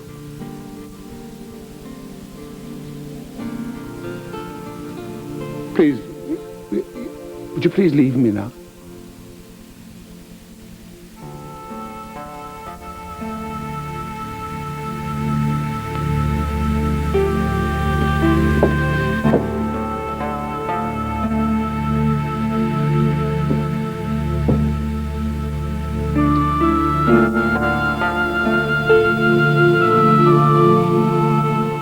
They found her at the bus station. The bus station? Every parent's nightmare. That kid's got a lot of gumption, I'll say that for her. Oh, that's the trouble with the Cory women. We're all too strong for our own good. You can never be too strong, not in this life. Oh, I don't know about that. There are times when I wish I'd just go along with everything and not ask so many questions. Uh-oh. You and Carl? It's over. Not if you love each other. I don't know about that. He was very angry and very hurt. He'll get over it. I don't think so. He took back his proposal. He wants it to be over. Your coat, sir. Are you all right? I heard raised voices. Is there any news? No. I've done all I can, Peter. It's now up to her.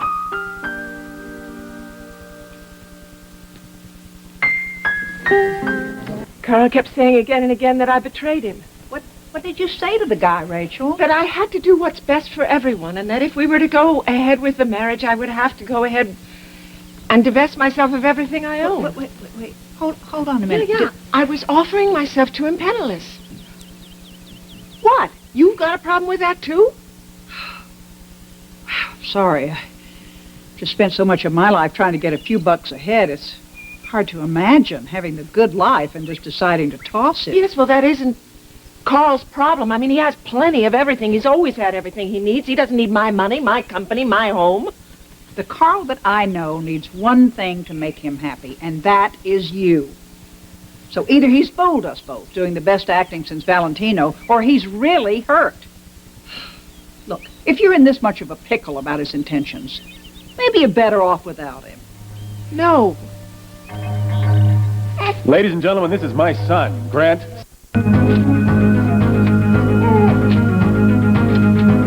You really think I'm better off without Carl? Well, don't you?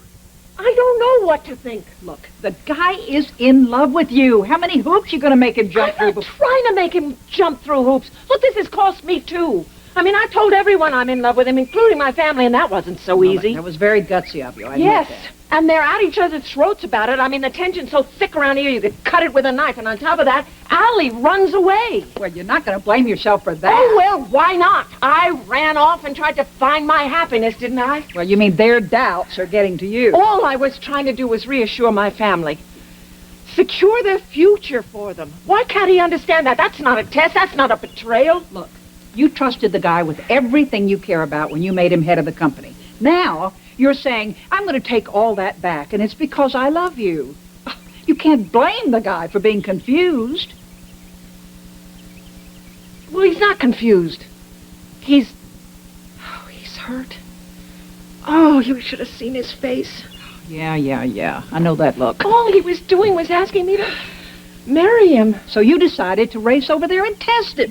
I didn't think of it as a test. I thought it was a solution, not just a test. Look, don't stand here crying to me. Why don't you go over and tell him you want to kiss and make up? I'm not sure that's the right thing to do. Well, only one way to find out. Allie! Oh, Allie, honey, I was so worried about you. She missed Sam.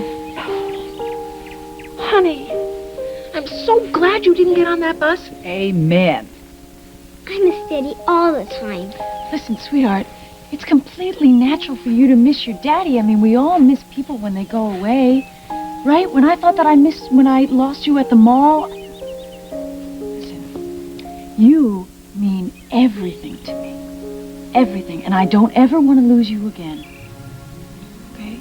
There's no worse feeling in the world for a mother when she loses her child.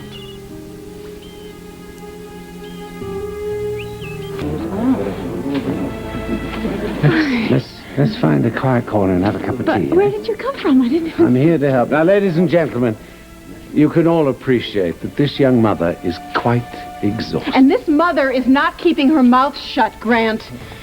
Ryan, tell them, okay? Just tell them all. Tell you what, why don't we go calm down? No, wait, everybody just wait. If you don't believe me, at least believe Ryan Harrison. I mean, he not only grew up with Grant, but he's one of the most honest people in the entire world. So just, honey, tell them. Just tell them what a shameless man their senator really is. Just tell them, okay? Tell them.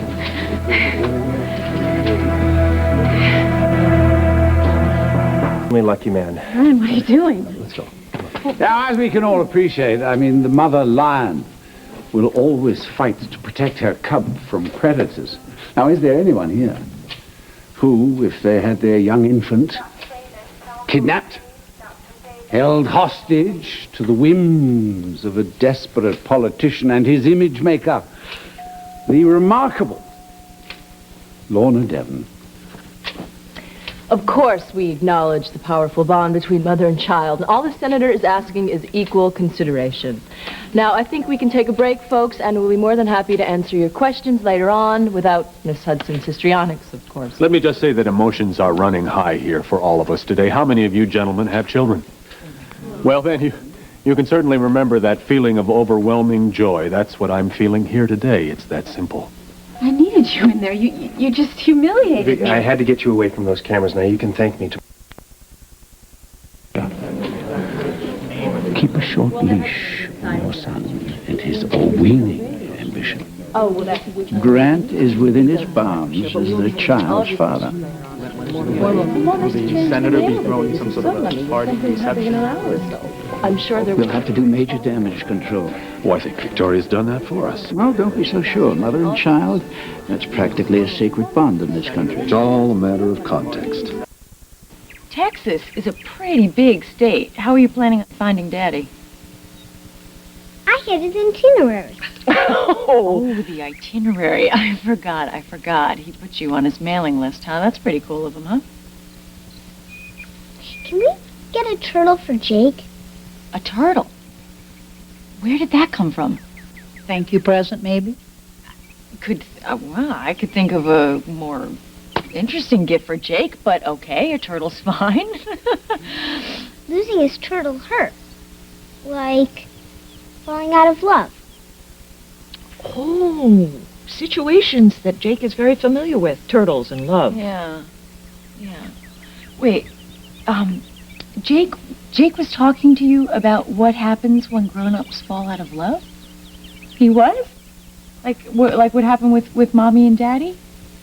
Wow, just when you thought you got Jake pegged. Yeah. Okay. Most of the men you want to be shipwrecked with are very hard to pigeonhole.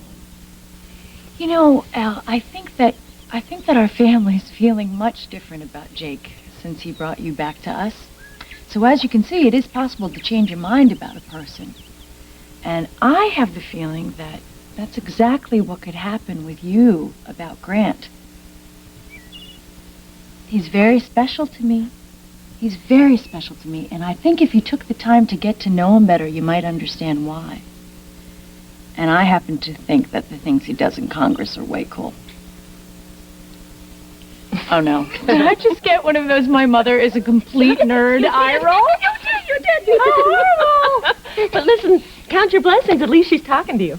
Yeah, I think your grandmother's right. She's absolutely right. We got to keep talking to each other. So that means if you feel bad about anything, if anything bothers you about your father, I want you to come and talk to me, okay? And we can work on it together. We'll fix it together. And in the meantime, we'll take it really slow with you and Grant. I promise. Now, I got something to ask you. Grant asked me to go to his press conference this afternoon, and I won't go if it's going to upset you, if that's not what you want me to do. Yes? Yes? Aww. Okay, I'll take that as a yes. Allie, I don't love anybody more than you. I promise. Okay? Okay. Now, I got an idea. Did I tell you that she took swimming lessons all winter? She did? She did? No, you didn't tell me that. She's good. Why don't you go put your bathing suit on and show your grandmother what you can do? Yeah, maybe you can give me lessons. I never got past floating. Ah, I think she recovered pretty quickly. That's a talent that doesn't last past childhood. Well, sweetie, you handled her beautifully. And it's nice to know you agree with me about something. About what?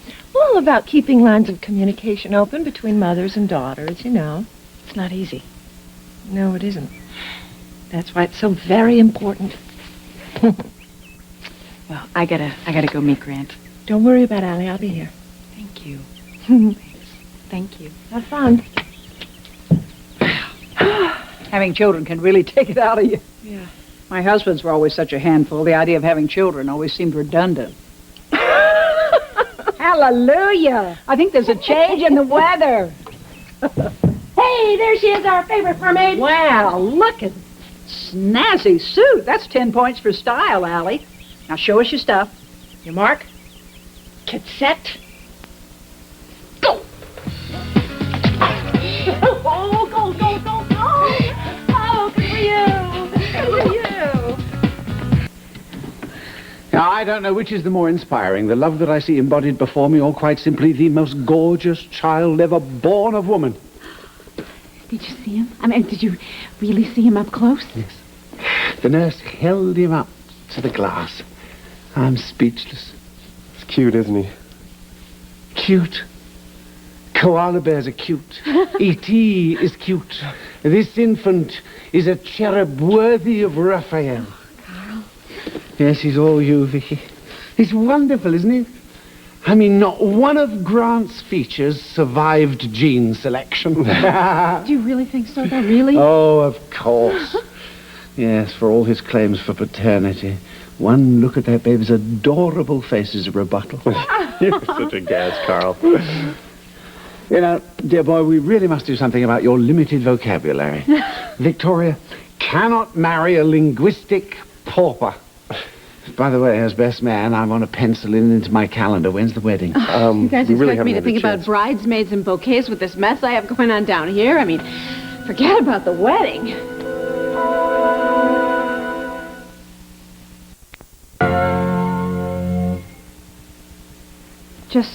Just cut out my tongue and roast me over an open flame. I'm so sorry. How could I hurt you? Look, forgive me, please. You know, you are completely stressed out to the max right now. I mean, it's completely understandable. No, why does the good guy always take it on the chin? You know what I mean? I am. I'm so mad at Grant, I could just spit. But That is no reason to trash our wedding. It's okay, Vic, Would really. you stop being an Eagle Scout? You deserve the most beautiful wedding, and I'm going to see that you get it. As soon as this custody hearing is over, I'm going to see that you get the something old, the something new, something borrowed, the whole 10 yards. Of course, I wouldn't mind if I looked a little less elephantine when I was walking down the aisle. Hey, how's that for a word? Oh, elephantine. That's very colourful. What do you say, huh? I have another shot at the gold ring. Whenever you're ready. I love you. I love you. And I cannot wait to marry you. Tell you what you need right now is, you need a good dose of Bridget. You know what I mean? So, tell you what, a little love and attention coming right up. I'm going to see if I can bust you out of this joint. What do you say?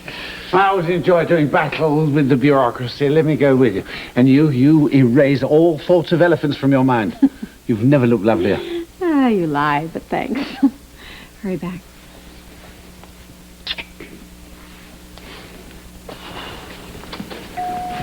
Shall I put my foot in it? No. No. Well, with the baby being born, the whole wedding with Vicky, the whole thing has sort of become a comedy of errors with us. Yes, well, you know, Vicky marrying your brother, I mean, it did kind of put a damper on things, didn't it? Yeah. I mean, first she was in a lather to get married before the baby was born, and I didn't want to, and now she doesn't want to either. Yeah, well, it's all in the timing, isn't it? Well, you let me know when I should send my tux out to the cleaners. All right. Right, as if you don't have a whole closet full of formal wear, which, by the way, I might have to borrow something from you for your wedding to Rachel. You know how I hate to shop. What? Oh, come on, don't tell me that you guys are off again. Well, Rachel seems to be stuck between her feelings for me and those for her family. Wait, I thought she was over that. Well, the Corys have always been a persistent bunch. Well, lad, looks like the two of us are wandering about in limbo.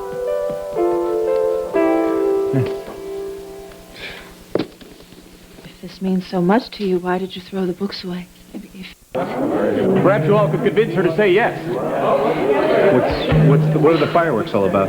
Look, I knew he would pull something, but this just completely takes it. What? What happened? He's going to marry that Ice Queen, and he's going to pass her off as the loving mother of my child. No, there's no judge that will ever value her pedigree over the natural rights of the mother. Look at them, the whole room, it's swooning over Look, her. let's not turn Grant and Amanda into a problem for us. Ryan, do you think it's just some kind of coincidence that he made this announcement today? But it's not time to panic. I had a baby, not a lobotomy, or I can still read Grant better than anyone. This is reason to panic. But I want you to relax anyway. No, not until I can make sure he and his picture-perfect family keep their mitts off my kid.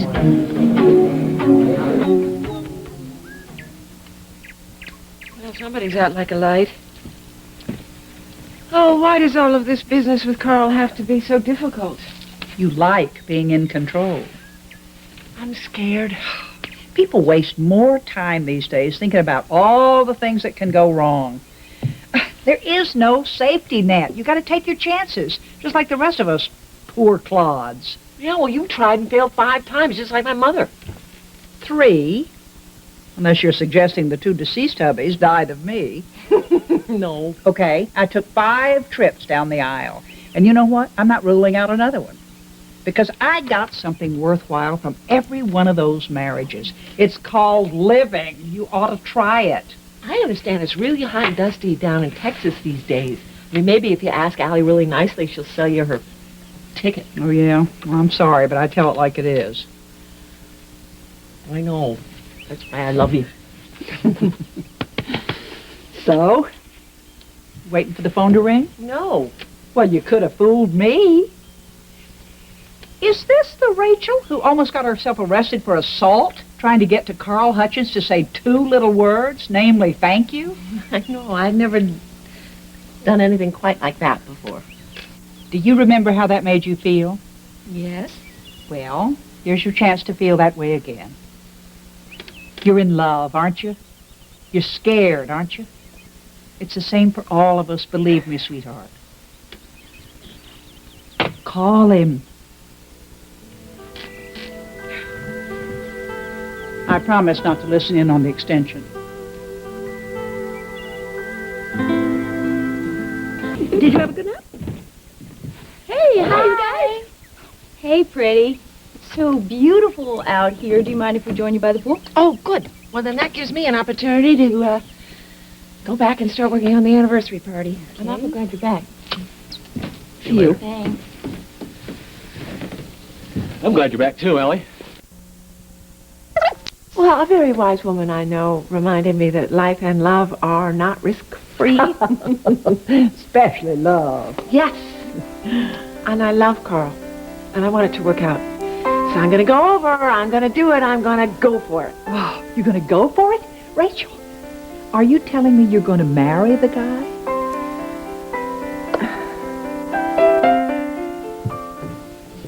Iris, this is a surprise. Are you trying to impress me with your late hours? Oh, I believe you needed to see these plans for Cory's 30th anniversary. I conduct all of my business at the office, Iris. Publicity is everything for parties. And as we haven't got much time, now I've suggested a 60s theme. This surely could wait until tomorrow. And inasmuch as I am not a licensed party planner, why don't you tell me why you're really... I've decided not to fight with you anymore, Carl. That's why I'm here. Now that tickles me. Who the hell do you think you're kidding? I can't imagine why, but I did expect you'd be more gracious. After all, it was you who pleaded with me to work with you for the good of the company. And you resolutely refused, except in the most superficial and simpering of ways. And now I'm to believe that the worm has turned, That you now hear my plea, that you're willing to embrace it? Cory has always been my first priority. If I keep fighting with you, it won't be good for Cory. It's the last thing I want. And the wolf will dwell with the lamb. Iris, have you no fear of being eaten?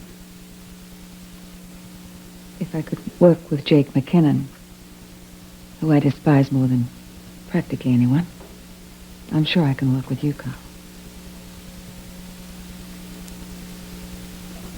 Then welcome home, Iris.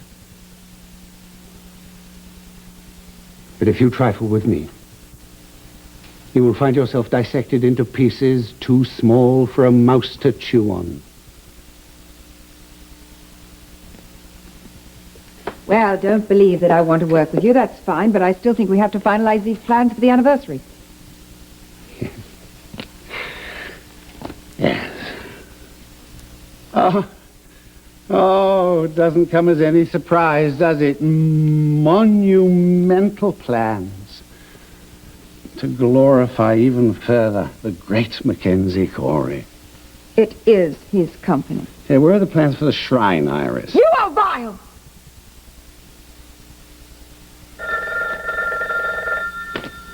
It's called Saved by the Bell, isn't it?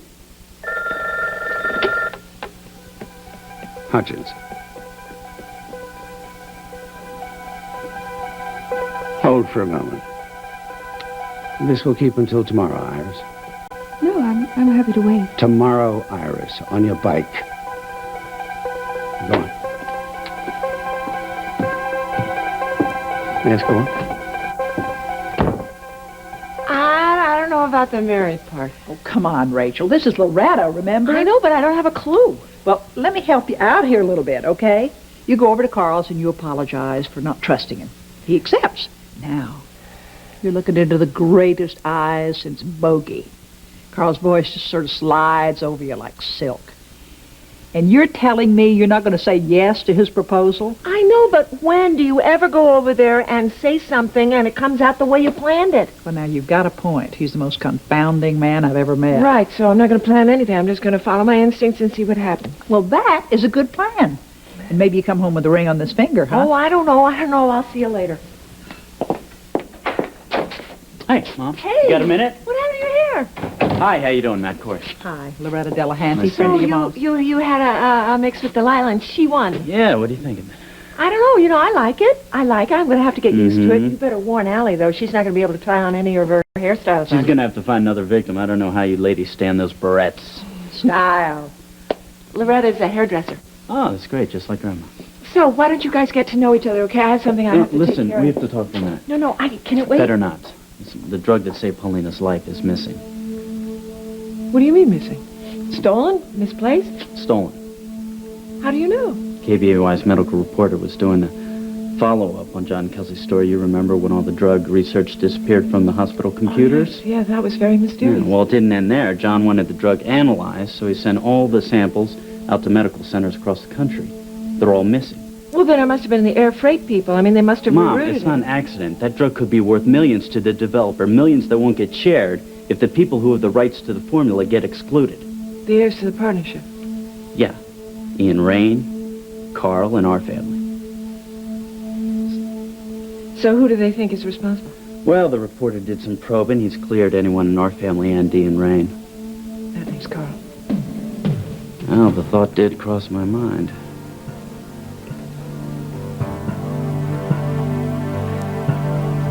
Suspect. Well, the drug passed through a lot of hands at the hospital, starting with the lab techs. Well, then that's where they should start. We don't have to start anywhere. We know who did it. It was Carl Hutchins. Thank you for that input, Iris. Rachel, Carl stole the drug. I heard it myself. When?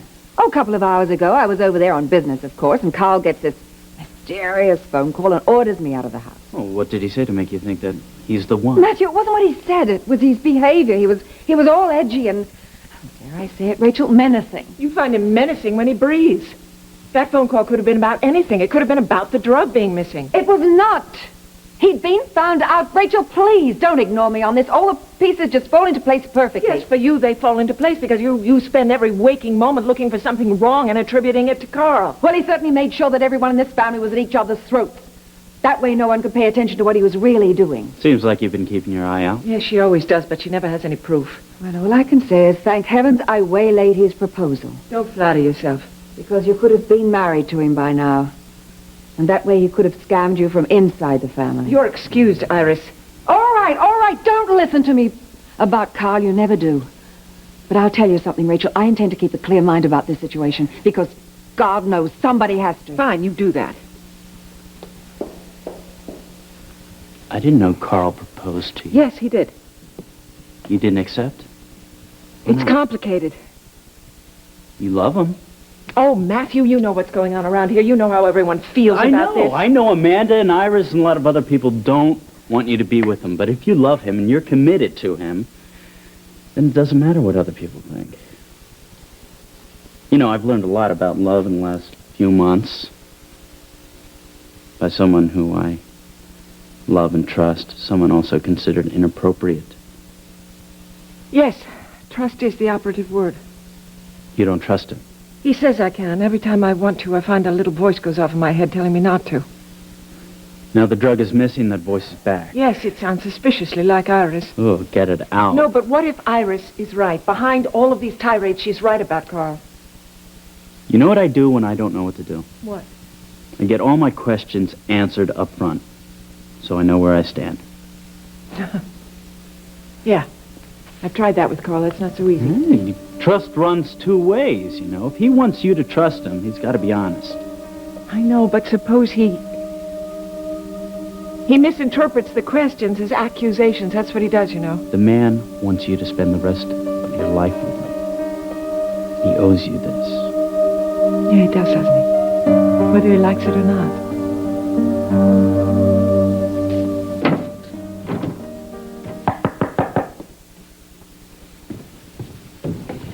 Loretta, you used me, Carl. No one uses me.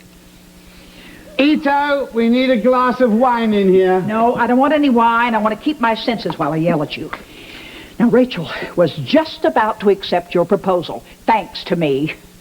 And if she had, I would have been responsible for ruining my best friend's life. Now, Loretta, breathe and calm down. You're apoplectic. No, you don't. You're not going to do your fandango around me.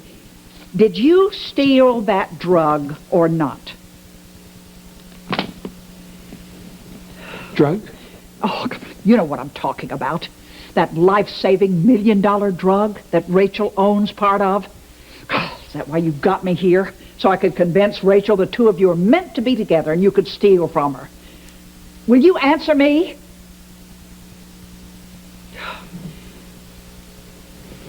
I have business to attend to, Loretta. Drug business? And I'm late. If you are innocent, you will stop packing right now and get over to Rachel's and swear to her you didn't steal that drug. Do you know how much of my life I've put on hold for the sake of Rachel Cory? Do you have any idea how much she loves you? No. That has not been demonstrated, Loretta. And I am not waiting around until Rachel decides whether she can trust me or not. Do you love her or not? I really do have very pressing business to attend to. Please, you must excuse me. I said, do you love her? What do you think?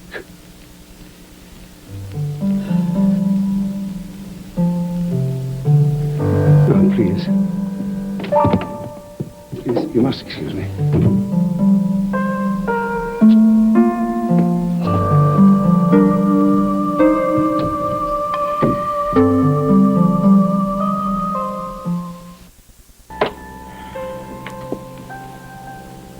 Jake, you know who this is.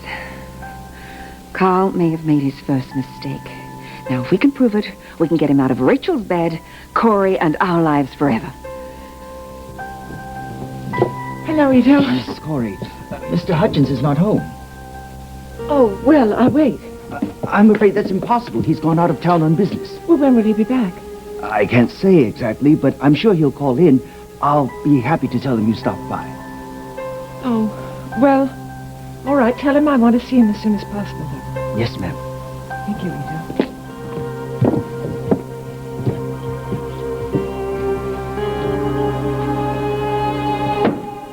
Thank you for that, Ito. Now I can proceed with my plan. Where are you going, sir? Nowhere. And that is a secret only you and I are to share.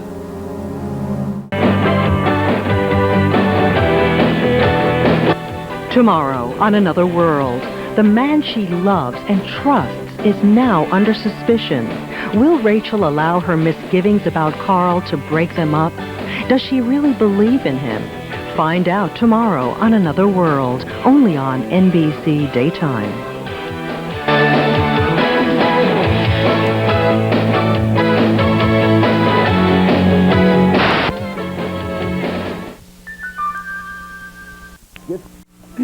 Here you go. Sure.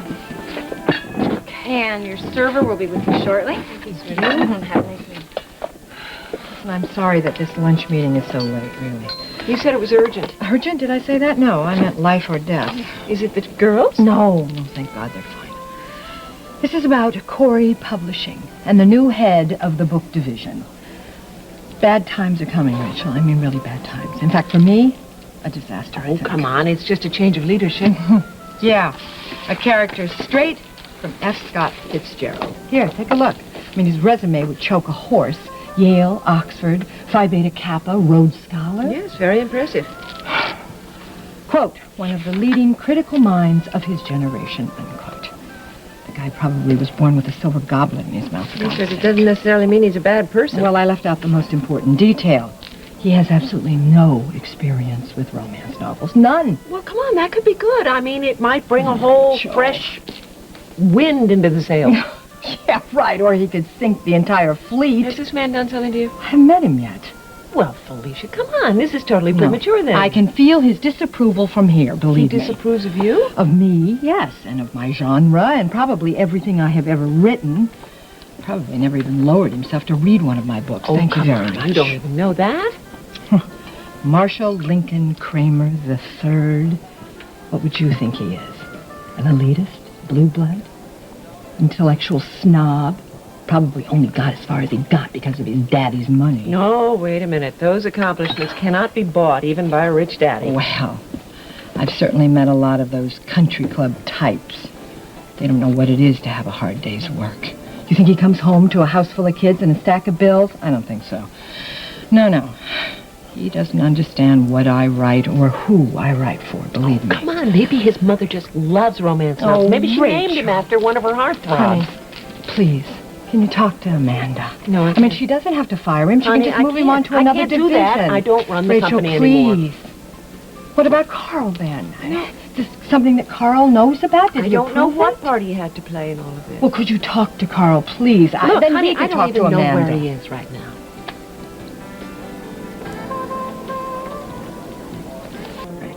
I am sorry. I mean, nothing like having a sensitive, caring friend. What are you sorry about? Well, I've been ranting about my little problem when your life is... Muddled. I don't care to talk about Carl. Thank you very much. But you do love him, don't you? Yes. And he's gone right now? Lorna. Hey, sweetie, how are you? Reasonably together, I think. Would you like to join us? Oh, I'd love to, but I have a business appointment, and there it is right now. What is going on between you and Jake? Oh, it's just a consulting thing, Mother. It's no big deal. Deal is the operative part of that sentence, honey. You be careful. Hey, I can take care of myself. It's Jake who has to watch it. You guys have a good afternoon. Young lady, please have a seat. I can't wait. Something I said.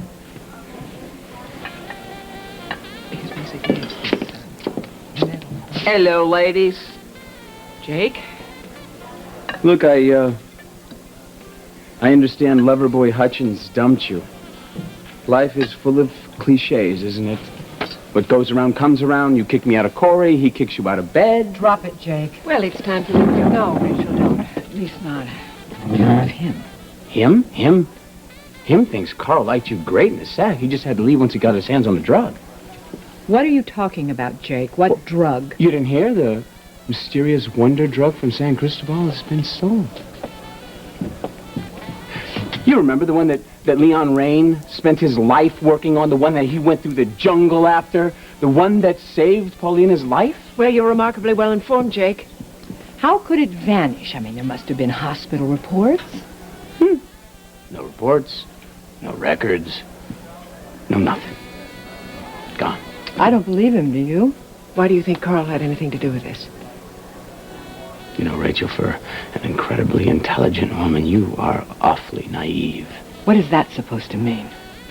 It means, Felicia, that Carl played us for fools from the beginning. He invented the game, he made the rules, and... well, and then he scored. What do you think you know, Jake?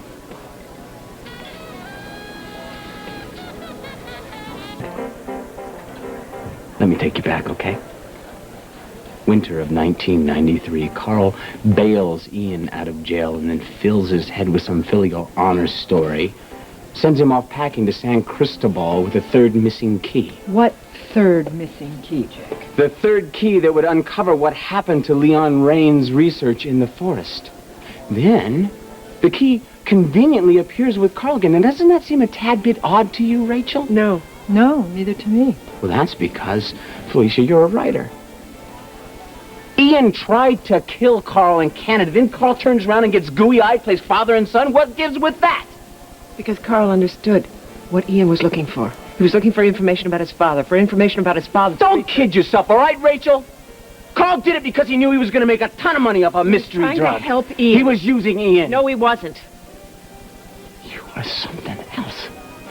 You know I am telling you the truth. It's the only explanation that makes any sense. No, it's a story told by somebody who's as greedy and dishonest as you are. Greedy and dishonest. Well, you know something? That sounds to me a lot like your love lamb chop. As a matter of fact, we can settle this whole thing. Why don't you ask Carl? Why don't you ask him what he intends to do with the money that he gets from this mystery drug? Oh, first you got to find him, right? Because he's gone. Well, therein lies the problem, I guess. Well, girls, I think I'll be moving on. What an excellent idea. Felicia, Yes? my offer to you is still open. Hope you're still considering. Bye-bye, Jake.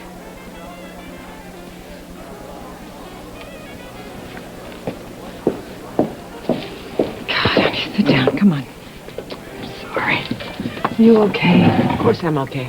You're not seriously considering working Oh, for Jake. Rachel, come on. I mean, I may have my back to the wall, but I'm not completely stupid, not yet. Promise me that you're not going to leave Cory. I can't make you any promises. Felicia! They fired Terry, and I've got to leave my They options didn't fire open. Terry. Jake fired But Terry. Jake That's what started did not this mess. bring in this prince of intellect either. Kramer?